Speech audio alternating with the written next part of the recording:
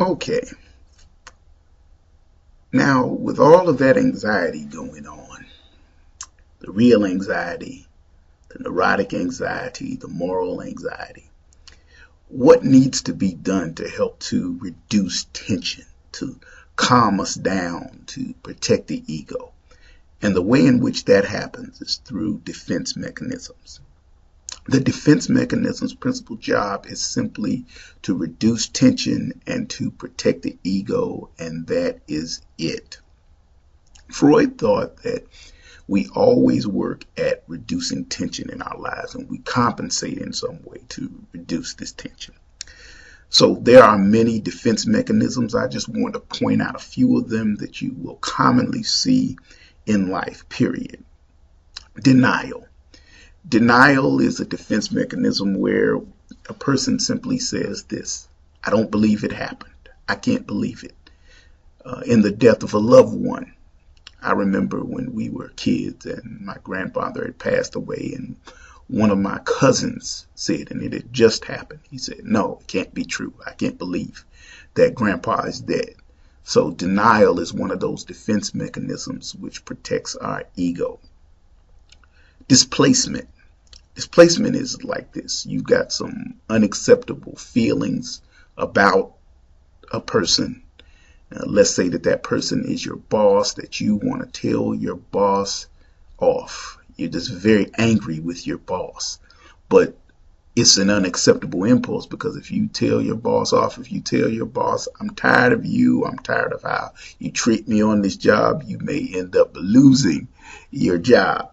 So what you do is you you go on home from work and you're angry with your boss, yet you start yelling at your kids, or you start kicking the dog and yelling at the dog. So this is what displacement is. Another defense mechanism is intellectualization, to be intellectual. There is a lot of anxiety provoking material in life. So let's say you've been diagnosed with a very serious illness. It could be cancer. If you start focusing on the diagnosis, you start focusing on the treatment rather than dealing with your underlying feelings about cancer, then this would be considered intellectualization. Rationalization. When a person makes excuses for their unacceptable behavior. Let's say that I stole some milk from the store, and I stole it because maybe I was stealing it because I didn't have any money, so I rationalize and I say, well, they won't miss that milk anyway. They're going to replace it. It won't drive up the prices too high in the store. I needed the milk, so I took it. I needed it. I didn't have any money. And so that would be rationalizing unacceptable actions.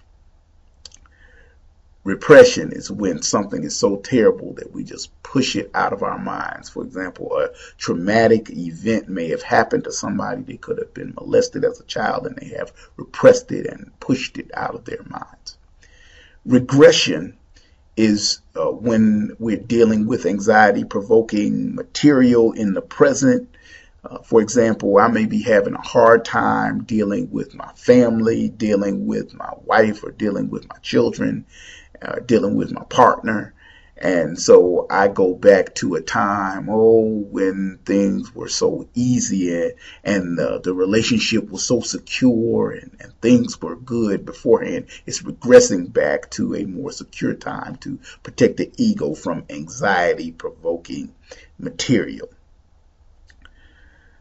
Projection is another defense mechanism when we have unacceptable feelings about somebody, and so we blame the other person. For example, we might say that they were going to strike us first, so we go up and start a fight with someone because we said that we knew that they hated us, that they were going to strike us first, but we had unacceptable feelings toward them, and so we project like a projector and put those feelings on them.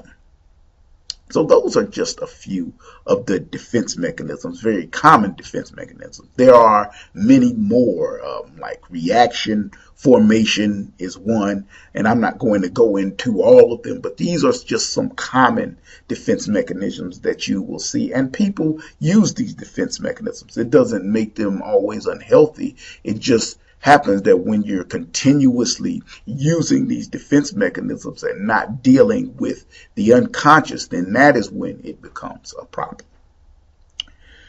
So moving on from these defense mechanisms, which tend to protect the ego, and people have to operate with some defenses, or the id may take over the ego, or the super ego may take over.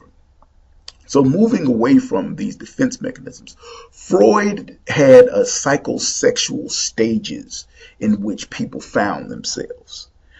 These psychosexual stages are the oral stage, anal, phallic, latency, and genital stage. And we're going to describe these stages, and he did them by ages. So the oral stage had to do, of course, with the mouth, had to do with sucking and with using the mouth. And that's what children did. You know, this is the age from 0 to 18 months when children are breastfeeding.